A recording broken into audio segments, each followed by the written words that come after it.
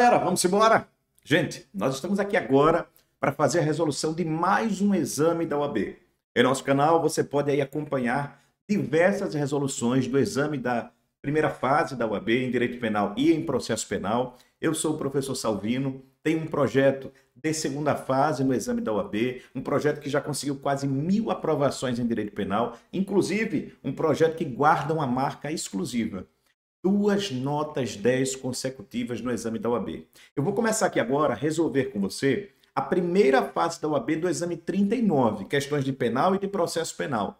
E se eventualmente você deseja adquirir gratuitamente, todas as questões que nós iremos abordar a partir de agora, você manda um WhatsApp. 79991615030. É só você mandar um WhatsApp e eu te encaminho, eu mesmo encaminho o nosso material para que você tenha acesso e possa eventualmente fazer as suas devidas anotações. Tá certo? Vamos deixar de conversa, vamos partir para as nossas questões, que é o que interessa agora para você ser aprovado, para você ser aprovada no exame da OAB. Vem para cá, vem comigo, olha só. Galera, vamos partir aqui agora para o nosso exame de número 39, na nossa primeira fase, e eu quero aqui trabalhar com vocês essa primeira questão daqui. Olha só. Gente, o exame 39 apontou o seguinte, que Júnior foi condenado pelo delito de latrocínio, né? O roubo com resultado morte. Na modalidade tentada, na verdade aqui foi uma tentativa, não houve efetivamente ainda o resultado morte, mas foi um latrocínio tentado. Ok. Ele foi condenado numa pena de 8 anos e 6 meses de reclusão a ser cumprida em regime inicial fechado, já tendo a sentença transitado em julgado sem qualquer nulidade processual. Ok. Júnior inicia a execução das penas e procura você, na qualidade de advogado, assinale a afirmativa que apresenta corretamente a orientação jurídica. Olha só o que a questão está pedindo para você.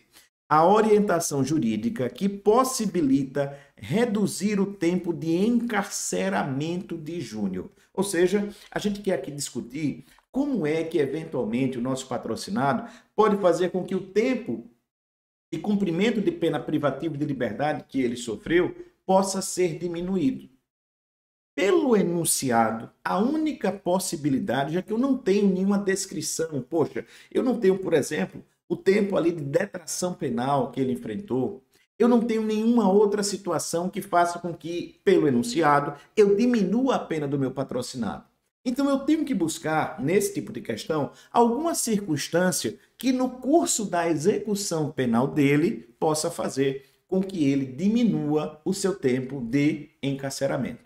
E conforme nós colocamos aqui, gente, olha só, eu fiz a observação aqui para vocês, conforme nós colocamos aqui, ó, existe um instituto chamado de remissão de pena. O artigo 126 e seguintes, ali da nossa Lei de Execução Penal, a Lei 7.210, trata sobre o instituto da remissão. E essa remissão de pena?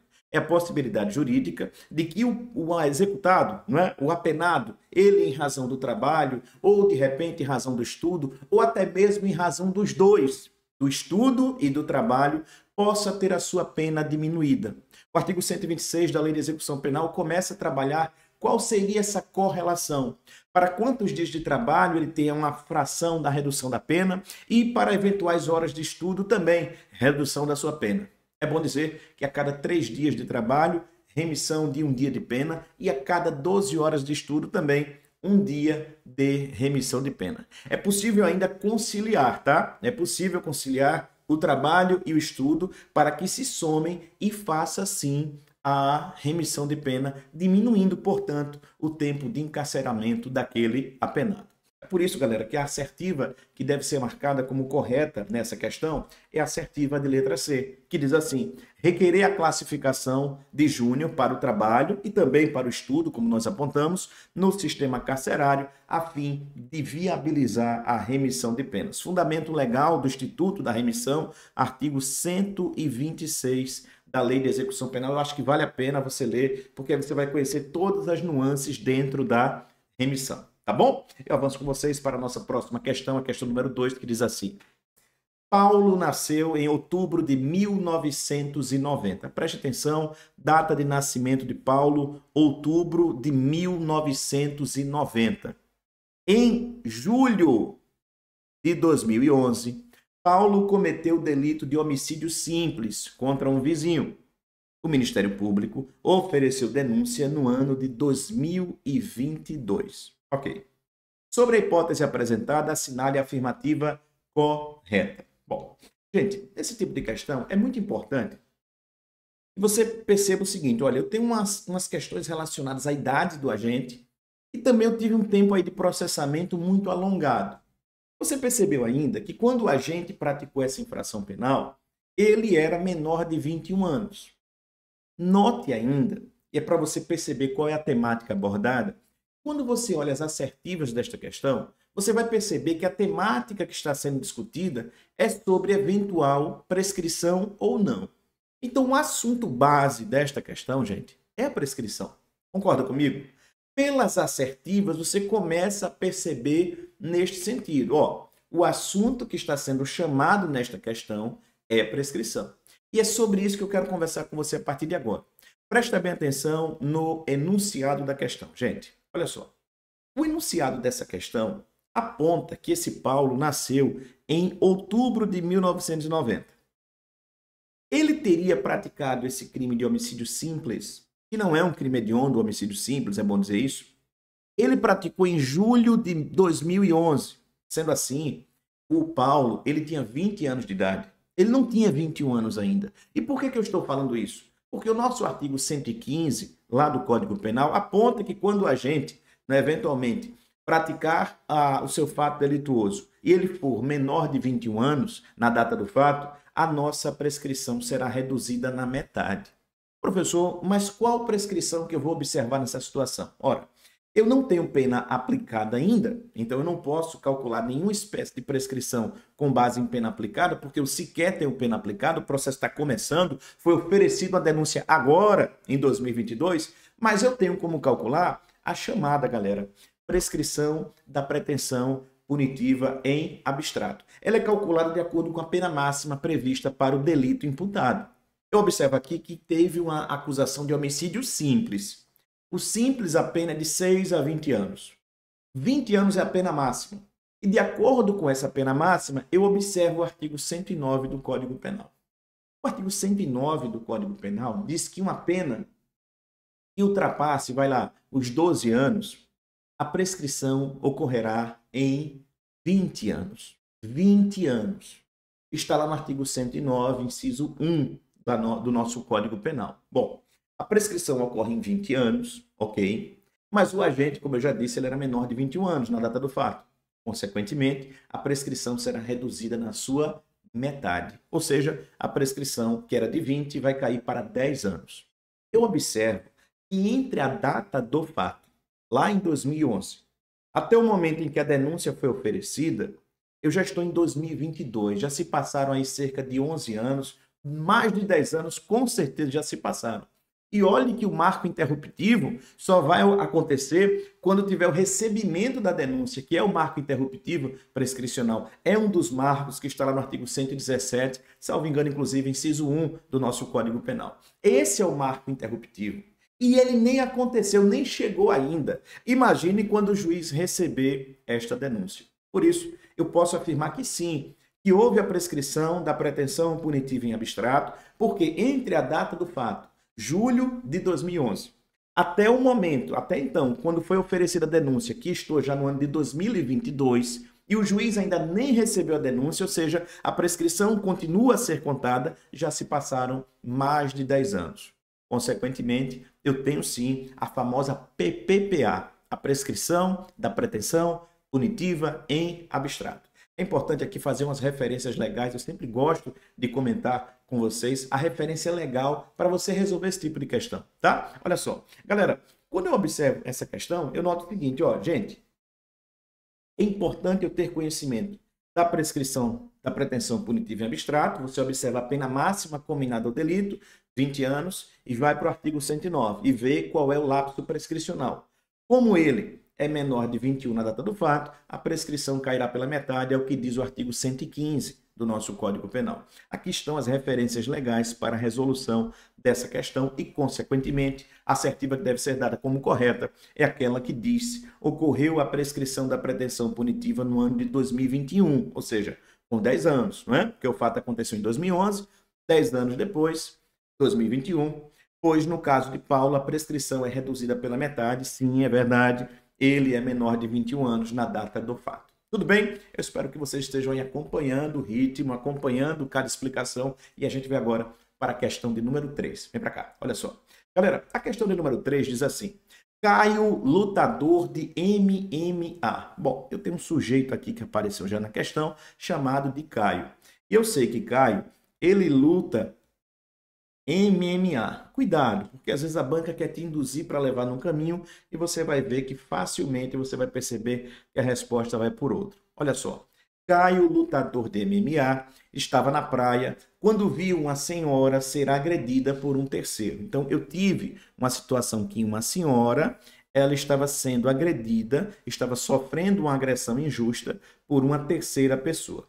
Caio foi em direção ao agressor daquela senhora e tentou persuadi-lo a parar com as agressões. Meu amigo, pare de bater nesta senhora. Mas o agressor não deu ouvidos e continuou a agredir a senhora. Você percebeu que Caio, gente? Você percebeu que Caio, ele tentou, né? Ele foi numa moderação, né? Tentando evitar que aquela agressão injusta continuasse. Mas o agressor continuou a praticar o seu ato injusto contra aquela senhora. Percebeu isso? Olha só o que é que vai acontecer depois. Vem para cá. Gente, dessa forma, Caio não viu outra alternativa a não ser desferir um soco no agressor para afastá-lo da senhora e imobilizá-lo em seguida até a chegada da polícia. Diante do exposto, a conduta de Caio pode ser beneficiada pela exclusão da... Bom, galera, essa questão é uma questão relativamente fácil. Tenho certeza que você daí deve estar narrando. Cara, professor, isso é uma legítima defesa claríssima. É a chamada legítima defesa de terceiro, não é? Quando você verifica que alguém está diante de uma agressão injusta, atual ou iminente, nesse caso desta questão era atual, a senhora estava sendo agredida e, consequentemente, para você repelir aquela injusta agressão, o Caio se utilizou dos meios necessários e proporcionais até fazer cessar a injusta agressão. Eu estou diante da legítima defesa, ela do artigo 25 do nosso Código Penal. Eu estou diante ainda de uma situação em que este Caio está amparado por a legítima defesa e, consequentemente, estará excluída a sua ilicitude. Tá certo? Consequentemente, a assertiva que deve ser dada como correta, minha galera, é a assertiva que fala, tá aqui, ó, o amparo das excludentes gerais de ilicitude, estão no artigo 23, lá é citada a legítima defesa, o conceito de legítima defesa está no artigo 25 do Código Penal, e, claro, que aqui exclui-se a ilicitude pela legítima defesa. Tudo bem? Tudo bem? Acompanhando aí? Espero que o ritmo esteja adequado, a linguagem esteja adequada e você esteja compreendendo cada questão. Se você tem algum amigo, alguma amiga que eventualmente dessas questões, de repente pode também ser útil, galera, tá aí embaixo aí no seu celular, na sua TV, é bem simples. Tem um botãozinho aí que é compartilhar. Só você clicar, depois copia o link e encaminha aí para os seus grupos, para os seus amigos. É um trabalho extremamente aqui, somente voluntário, gratuito e digo mais, você pode adquirir essas questões também de forma gratuita. Basta enviar para mim um WhatsApp 79991615030. Valoriza aí o nosso trabalho, dá aquele joinha, deve ter um joinha aí embaixo também, aquele legalzinho, aquela mãozinha assim, ó, curti, cara, valeu, professor, me ajudou, tá certo? Você se ajuda, eu também, você me ajuda e a gente vai colaborar, se Deus quiser, para a sua aprovação no exame da OAB. Tá bom? Eu vou para a quarta questão agora, vamos para cá, vem para cá, deixa de gogozinho, vamos embora. Quarta questão, olha só. Gente, o exame 39, ainda na quarta questão, apontou o seguinte. Paulo estava desempregado, precisando de dinheiro, quando dentro do metrô avistou uma mulher com a bolsa entreaberta. E a carteira dela estava à mostra. Ele viu, ó, bolsa está aberta, carteira à mostra, ok? Aí Paulo decidiu pegar a carteira, sem que ninguém visse. Durante a empreitada criminosa, Paulo inseriu a mão na bolsa da mulher e segurou a carteira. Porém, com crise de consciência, Paulo decidiu, por livre e espontânea vontade, não prosseguir na empreitada criminosa. Diante dos fatos narrados, é correto afirmar que Paulo deve ser beneficiado pelo Instituto do ou da o quê? Bom, galera, essa questão, uma outra questão relativamente simples. As provas de direito penal na primeira e na segunda fase, elas são nesse contexto daí, ou seja, você consegue interpretar muito bem a situação fática. Uma outra coisa também que eu tenho que revelar para vocês, na segunda fase em direito penal, errar uma peça em direito penal, pelo menos com a nossa metodologia, a metodologia penal, é muito difícil e você percebe pelo enunciado que as questões são narradas de forma muito clara. Eu tenho certeza que você percebeu e você deve estar relembrando aí, lá na sua graduação, aquela situação em que o agente inicia os atos de execução, ele iniciou, neste caso concreto, ele viu a bolsa entreaberta e ele colocou a mão dentro, né, da bolsa da vítima, ele tinha visto inclusive a carteira. Então ele iniciou os atos de execução. Cara, ele chegou inclusive a tocar na carteira. Era somente ele puxar para consumar o crime de furto. Mas ele iniciou os atos de execução e ele desistiu voluntariamente de prosseguir. Ele pegou na carteira, crise de consciência e fez, cara, eu não vou prosseguir, eu vou desistir antes da consumação deste crime. Quando ele agiu dessa forma, ele está amparado pelo Instituto da desistência voluntária. Aqui é desistência voluntária. Eu quero inclusive acrescentar uma outra informação. Na desistência voluntária, o agente vai responder pelos atos praticados. Nunca, jamais, quando você perceber uma questão de desistência voluntária, nunca marque a tentativa. Nunca marque a tentativa. Nunca. A tentativa ocorrerá quando o crime não se consumar por um fator externo, por circunstâncias alheias à vontade do agente. Na desistência voluntária, o crime não se consumou porque o agente não quis consumar. Neste caso, o Paulo, se quisesse, era só consumar, puxar a carteira da vítima e estava resolvido o assunto, ele tinha consumado o crime de furto. Então não foi por uma circunstância alheia, foi por vontade do próprio agente. Isso não é tentativa. Na desistência voluntária, o agente responderá pelos atos praticados se eles corresponderem a algum ilícito penal. E aí eu quero chamar a atenção neste caso. Porque perceba que colocar a mão na carteira de alguém, colocar a mão no microfone, colocar a mão na carteira, num objeto de alguém e depois tirar, não configura crime nenhum. Era bem possível que essa questão cobrasse de repente. E aí, Paulo tem alguma responsabilização criminal? E você dizer que não. Eu tenho uma desistência voluntária, ele responde pelos atos praticados. Como esse ato praticado pelo Paulo, colocar a mão na carteira de alguém, tocar e tirar, não é crime nenhum, então esse fato seria um fato atípico. Eu acho importante você também ter essa visão, porque ela poderia ser abordada nesse tipo de questão, tá bom? É bom dizer, claro, eu sempre faço isso. É importante dizer, ó, a desistência voluntária está lá entabulada no nosso artigo 15 do Código Penal e a responsabilização criminal, já chamei a atenção, responde pelos atos praticados se eles forem típicos. Sendo assim, galera, assertiva que deve ser tida como correta, letra B de bola, desistência voluntária. Tá certo? Tudo bem? Vamos embora. Vamos seguir agora para a nossa quinta questão. Vem para cá, vem comigo. Galera, a nossa quinta questão, ela aborda o seguinte. Pablo, de 13 anos. Atenção com os personagens, tá? Primeiro aqui, gente, ó, Pablo, de 13 anos. E Luiz, de 19 anos. Atenção, por favor, porque isso vai ser definitivo. Quando você perceber, vem para cá. Quando você perceber que você tem mais de um personagem na questão, por favor, delimite quem foi que fez o quê. Delimite quem foi que fez o quê. Você tem que ter muito cuidado com isso, porque às vezes, a experiência mostra isso, o aluno ele se perde no enunciado e uma questão que era muito fácil, se ele organizasse o raciocínio dele, delimitasse a conduta de cada agente, ele acertaria a questão. Mas às vezes ele termina fazendo um trocadilho. Ele troca a questão, ele troca a conduta de cada personagem e a banca sabe disso. A banca não explora somente você do ponto de vista técnico, não, viu? A banca também observa e ela faz, inclusive, assertivas, notando o seguinte, deixa eu ver se Joãozinho vai ter atenção nessa questão. Então, cuidado. Cuidado quando você for fazer uma questão que aparecer mais de um agente. Apareceram 2, 3 agentes, cuidado, faça a delimitação de cada um. Tá bom? Vamos lá, voltando para a questão. Olha só. Bom, o Pablo tem 13 anos e Luiz tem 19 anos. Amigos de longa data decidiram cometer suicídio. Olha só, aquela questão famosa do pacto, né? O pacto para o suicídio. Durante todo o período em que conversavam sobre o tema, sempre condicionaram a realização do ato à presença de ambos. Olha, tem que ser nós dois, para a gente praticar o suicídio. Sendo certo que, diariamente, um instigava o outro a praticar o ato. Tá. No dia combinado, Os dois se dirigiram à principal ponte da cidade e se posicionaram no vão central. Foram lá para a ponte, dois juntos. Olha, a gente vai se suicidar, mas tem que ser nós dois juntos. Ok. Afastados um do outro, apenas se olharam para iniciar a contagem até se jogarem.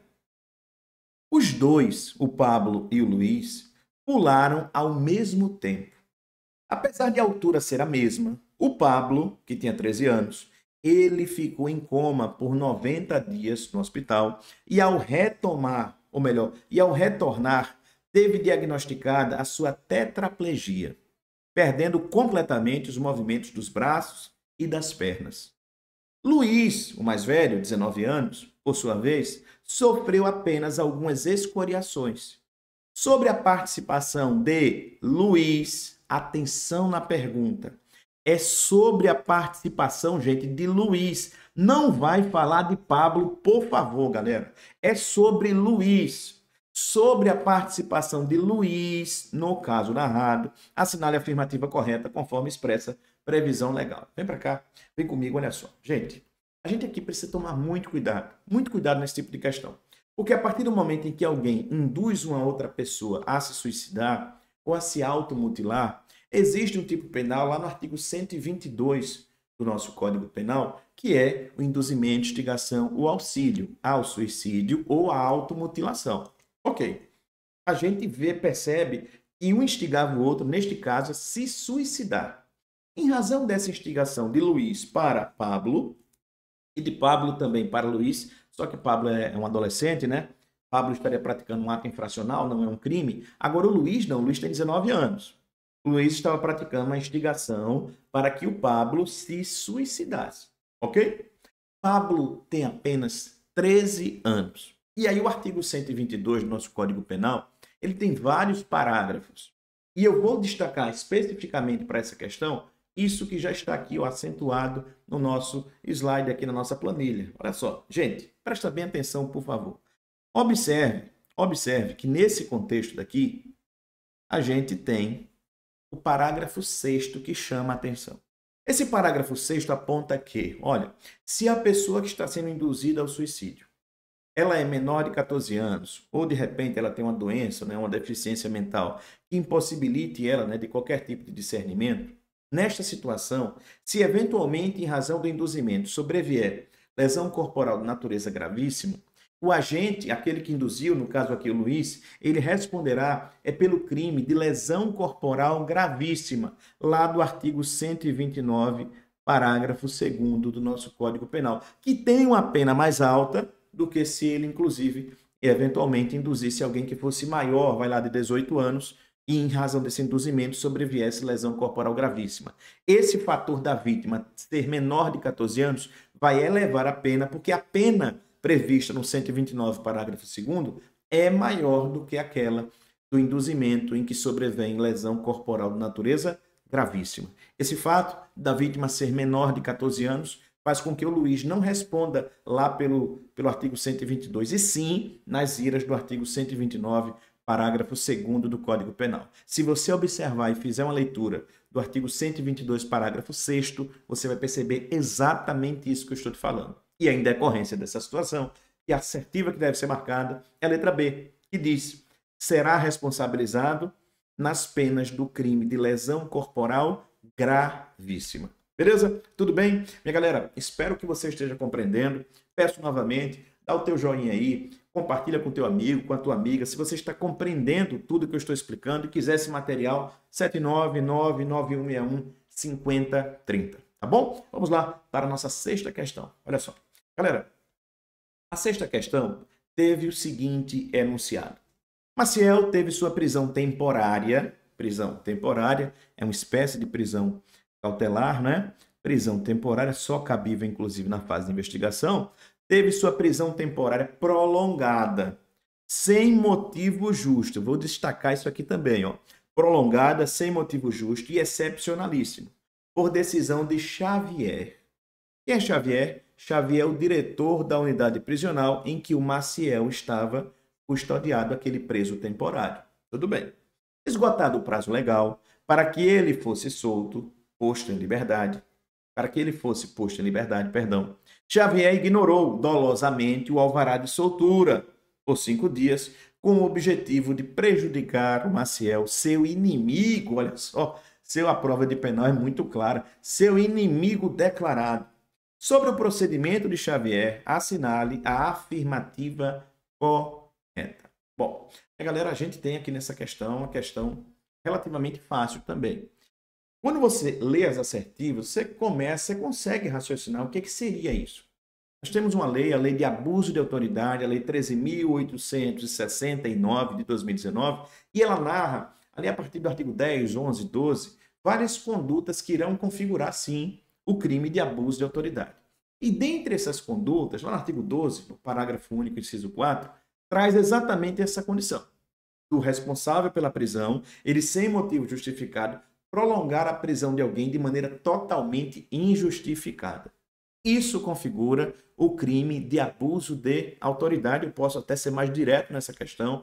Já te passei aqui o fundamento legal dessa história. Olha só, vem para cá. A gente tem no artigo 12, parágrafo único, exatamente essa conduta, a conduta de você prolongar a prisão de alguém de forma injustificada ou, de repente, a aplicação de uma medida de segurança também de forma injustificada. Isso vai configurar o crime de abuso de autoridade, por isso, a assertiva correta é: ele praticou o crime de abuso de autoridade. Letra B de bola é a assertiva que deve ser marcada. Tudo bem? Beleza? Nós vamos agora para a nossa sétima, mas antes disso, eu queria, claro, aqui, vamos lá, momento do jabazinho, bem rapidinho, prometo a vocês, 30 segundos. Gente, nós temos o nosso projeto da nossa segunda fase do exame da OAB em Direito Penal. Quero destacar para vocês o seguinte: eu já falei aqui no início da aula que nós temos 2 notas máximas consecutivas no exame da OAB. Essa é uma marca exclusiva do nosso projeto. Já são quase 1.000 alunos aprovados. E isso acontece por quê, minha galera? Acontece porque, deixa eu vir para cá para deixar a sua tela toda cheinha aqui. Ótimo. Olha, acontece porque nós temos uma base teórica completa do zero em Direito Penal e Processo Penal. Você acompanha as nossas aulas expositivas também com módulos teóricos, tá? Completos, um módulo todo diagramado, tudo organizado, graças a Deus.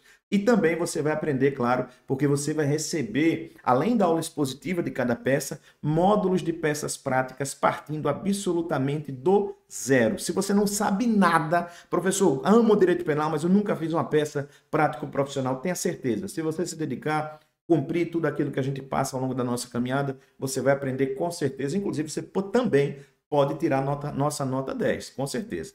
Gente, correções individualizadas de cada peça confeccionada. A gente faz a correção individualizada, você recebe um feedback particular, individual, sobre o que você está acertando e o que você está errando. Argumentação jurídica, como é que eu faço para argumentar? Professor, eu sei qual era a tese, eu sabia qual era a tese, mas eu não consigo escrever, eu tenho dificuldade em escrever. A gente ensina como é que faz a argumentação, tanto para as peças como também para as questões subjetivas. Aliás, nós temos aulas também de questões subjetivas, que é fundamental para a sua aprovação. Isso tudo regrado, claro, com cronogramas de estudos. É para você seguir o passo a passo, saber o roteiro, a trilha da sua aprovação, como nós já fizemos quase com 1.000 alunos em Direito Penal. E também um outro diferencial importantíssimo do nosso projeto é que você tem suporte de monitoria, gente. O curso é estruturado. A gente não pode deixar o aluno solto, o aluno não pode ficar desamparado. Não, não, não. Pelo contrário, o aluno tem um monitor em que, em eventual dúvida que ele possa ter, além, é claro, de ter um contato direto comigo, com o professor Salvino, para você tirar qualquer dúvida que você deseja.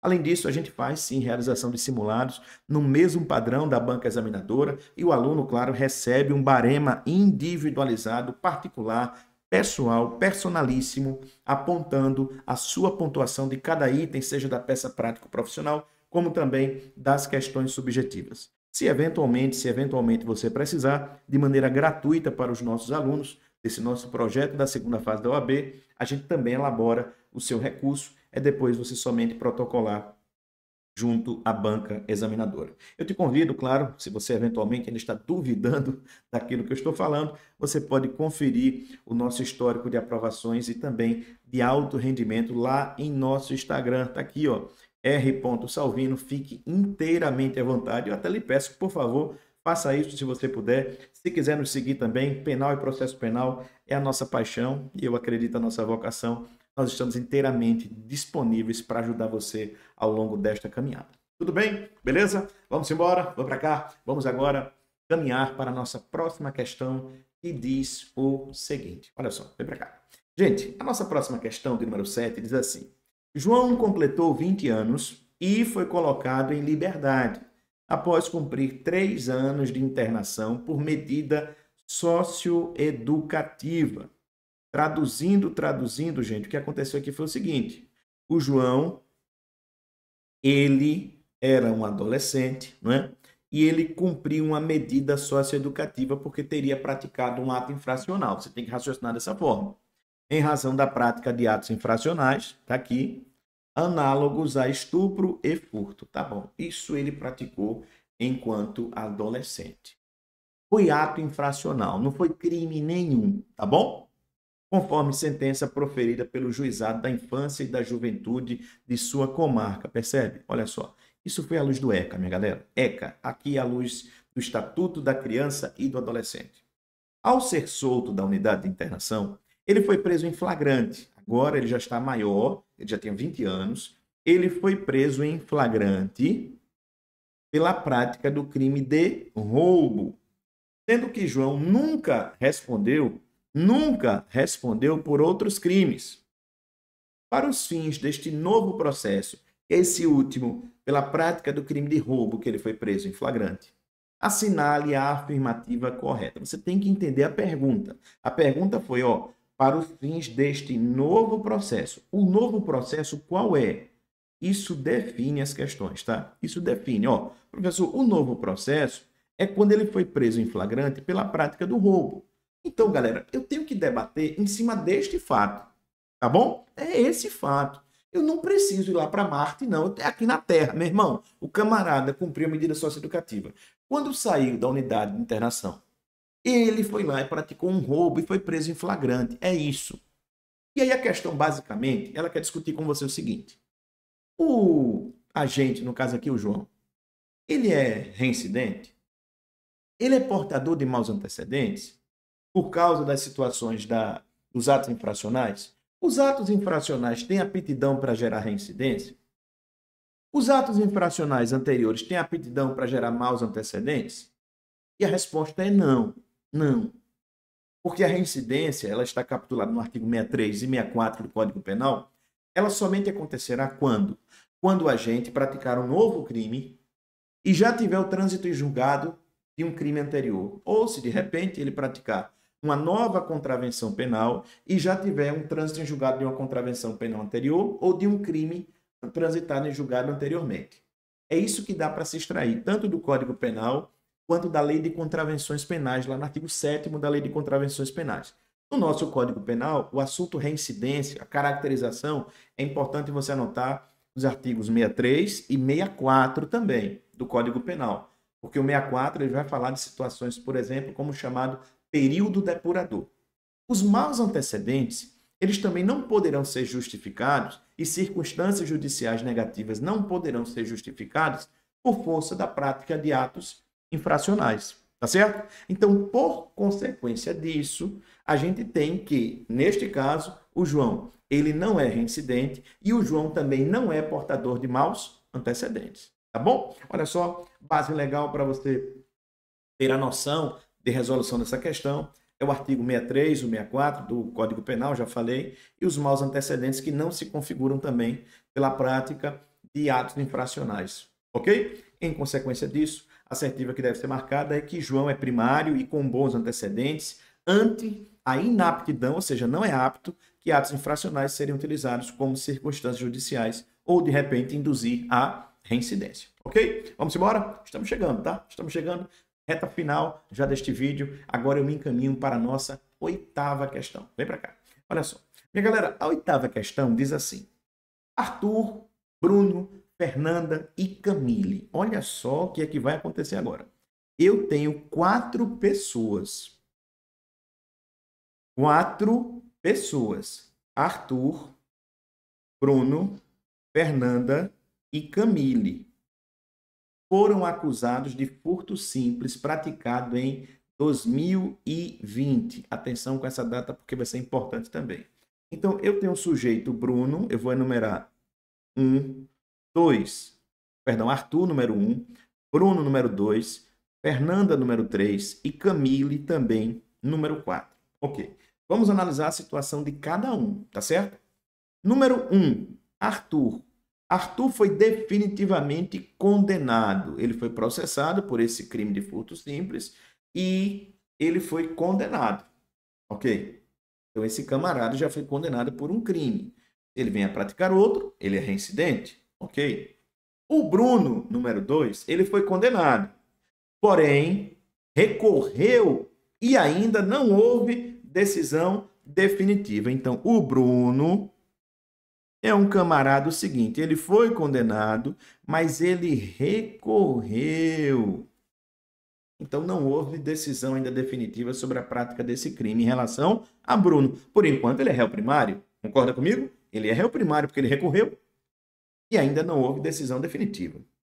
E a Fernanda? Bom, Fernanda, número 3 para Nanda, vai. Nanda, ela fez o quê? Ela aceitou a suspensão condicional do processo. Olha só, em 2020, Fernanda aceitou a suspensão condicional do processo. Ah, ela não é reincidente, mas ela aceitou a suspensão condicional do processo, já cumprida. E Camille, olha só, a situação de Camille é a melhor de todas. Camille, ela foi absolvida, tendo o recurso do Ministério Público ainda não julgado. Tá? Isso foi a situação lá de 2020. Ok. Em julho de 2023, sobreveio uma acusação. Em 2023, sobreveio a acusação de uso de documento particular falso contra os 4, contra Arthur, Bruno, Fernando e Camilo. Considerando preenchidos os demais requisitos e considerando apenas os antecedentes criminais mencionados aí em cima, assinale a opção que indica os que podem celebrar o acordo de não persecução penal. Galera, preste atenção, por favor, gente. O tema aqui em voga, é claro que é o ANPP. É claro que é o acordo de não persecução penal. Claro que sim. E a questão quer saber assim, olha, me diga quem é que faz jus ao ANPP. Só isso. Só isso, não tem mais nenhuma outra coisa para você pensar nesse tipo de questão. Se você conhecer o assunto ANPP, você vai acertar a questão. Faz de maneira organizada, observa a situação de cada agente e você acerta a questão. Tá bom? Então, se você tiver a base do ANPP, e aqui eu vou te mostrar aqui agora, olha só, gente, veja só. O nosso ANPP, ele está aí previsto no artigo 28-A e parágrafos do nosso Código de Processo Penal. Lá você tem os requisitos do ANPP. Ele já disse assim, olha, considerando os demais requisitos, mas olha aí em cima essa questão dos antecedentes. Quem é que faz jus ao ANPP? A questão quer saber os que podem celebrar o ANPP. Eu vou um por um. Primeiro, Arthur. Arthur foi condenado pela prática do furto simples. É um crime, furto simples. Se ele praticou agora outro crime, uso de documento particular, ele é reincidente. E reincidente não faz jus à ANPP. Está lá no 28A, parágrafo 2º do Código de Processo Penal. Muita atenção com este parágrafo. Tá certo? Bruno está fora. Depois disso, Bruno não. Arthur, perdão. Arthur está fora porque Arthur foi condenado. Eu toquei Arthur com Bruno 2 vezes. Arthur foi condenado definitivamente. Então, Arthur está fora porque Arthur é reincidente. Bruno foi condenado, mas Bruno recorreu, gente. Bruno recorreu, então Bruno não é reincidente. E agora eu percebo o seguinte, ele praticou um outro crime, é verdade, mas ele não foi condenado em caráter definitivo pelo anterior. Então ele não é reincidente e já que é para que eu considere os demais requisitos preenchidos, o próprio enunciado já me colocou isso, a prova de penal entrega desse jeito para você, aí você sabe, cara. Então o Bruno, ele faz jus sim ao ANPP. Bruno, ok para o ANPP. Fernanda. Rapaz, Nanda, aconteceu o seguinte. Lá em 2020, ela celebrou a suspensão condicional do processo. E agora, será que em 2023 ela já vai fazer jus ao ANPP? A resposta é não, não faz. Porque quando você celebra uma ANPP, ou quando você celebra uma transação penal, ou quando você celebra uma suspensão condicional do processo, o parágrafo 2º do artigo 28-A diz que você só vai poder fazer jus a um ANPP 5 anos depois, 5 anos ou mais, posteriormente. Já que foi em 2020 que ela celebrou o SUSI processual, a suspensão condicional do processo, ela somente poderia fazer jus lá em 2025, quanto a eventual nova situação de ANPP. Uma ANPP somente em 2025 para a Fernanda. Então, Fernanda não faz jus ao ANPP. E sobrou aqui para a gente, por último, a Camille, né? Camille é a melhor situação. Camille, inclusive, foi absolvida. Camille, o Ministério Público recorreu, ainda não tem julgamento definitivo. Então, Camille também é primária, né? Inclusive, já foi absolvida em primeira instância. Então, Camille, sim, também faz jus ao ANPP. Consequentemente, a assertiva que deve ser marcada como correta é letra C, Bruno e Camille é a assertiva correta, tá? Eu quero destacar muito cuidado no artigo 28-A, leia os parágrafos, chamam a atenção, destaco o parágrafo 2º do 28-A, ali tem muita coisa que a banca gosta de explorar sobre o acordo de não persecução penal.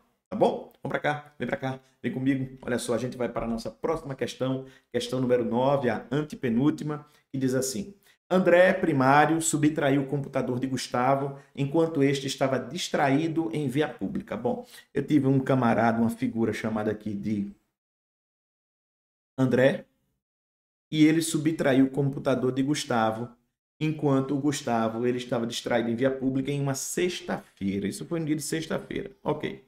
Na terça-feira da semana seguinte, ou seja, 4 dias depois, né? Sábado, domingo, segunda, terça, 4 dias depois, após consultar as câmeras de vigilância, Gustavo, a vítima, identificou André como responsável pela subtração. E aí ele acionou a Polícia Civil, que, com base nas declarações de Gustavo, abordou André em via pública e com ele encontrou o computador subtraído dias antes, 4 dias antes, na sexta-feira.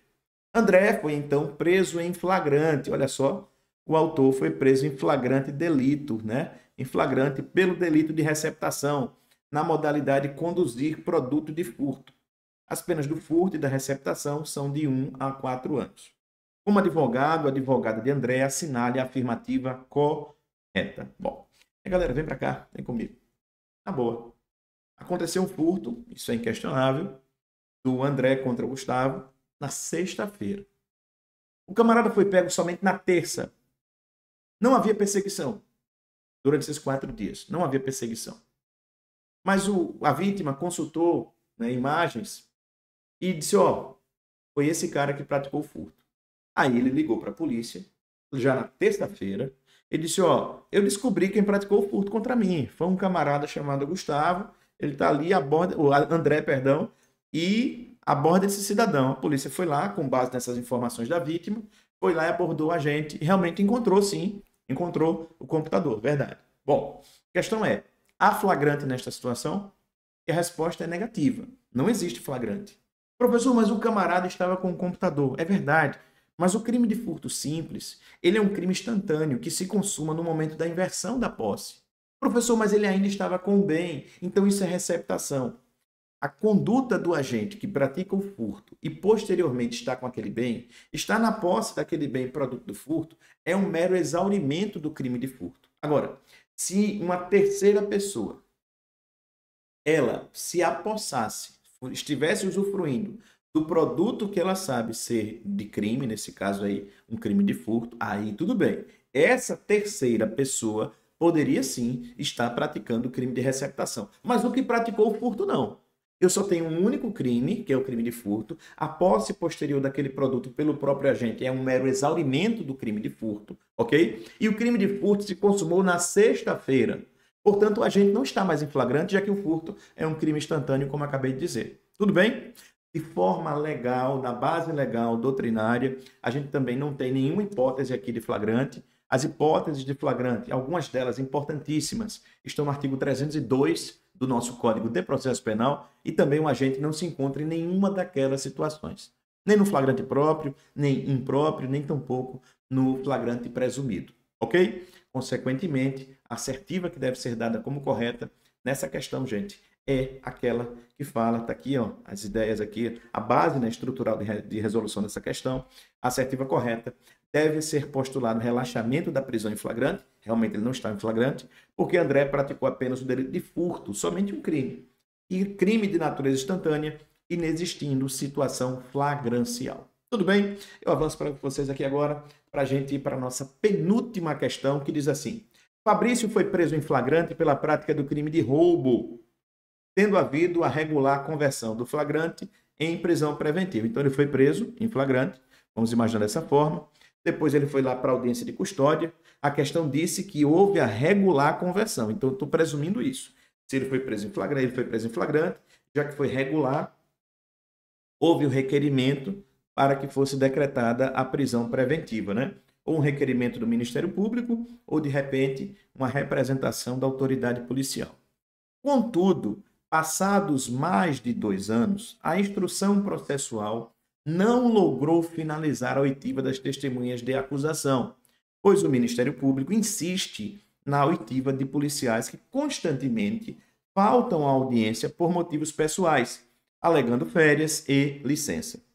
Fabrício, olha só, gente, Fabrício permanece preso preventivamente, o que ensejou a impetração de habeas corpus para o Tribunal de Justiça competente, ou seja, o Tribunal de Segundo Grau. O juiz de primeiro grau decretou a prisão preventiva, foi impetrado um HC no Tribunal de Justiça, não é? Então, o Tribunal de Segundo Grau. Ok. O Tribunal de Justiça, em decisão colegiada, denegou a ordem de habeas corpus. Identifique corretamente a medida judicial a ser proposta para o caso narrado. Minha galera, aqui eu quero chamar a atenção de vocês do seguinte. Quando houver a denegação de um habeas corpus, a gente precisa aqui observar 2 pontos importantes. Quem é que está denegando esse HC? Quem denegou o habeas corpus? Muito cuidado, porque se a denegação de um habeas corpus for feita por um juiz de primeiro grau eu falei, um juiz de primeiro grau denegando o HC, o recurso cabível vai ser o recurso em sentido estrito. Primeiro grau, juiz de primeiro grau denegando o HC, cabe rese, o famoso rese.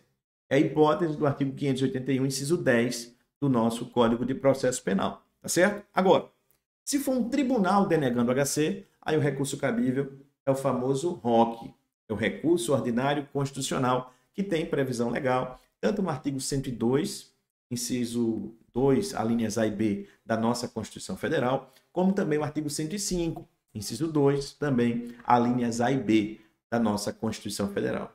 Vai caber ROC nessa situação, porque foi um tribunal de segundo grau, e já que foi um tribunal de segundo grau, esse ROC vai ser encaminhado para o STJ, né?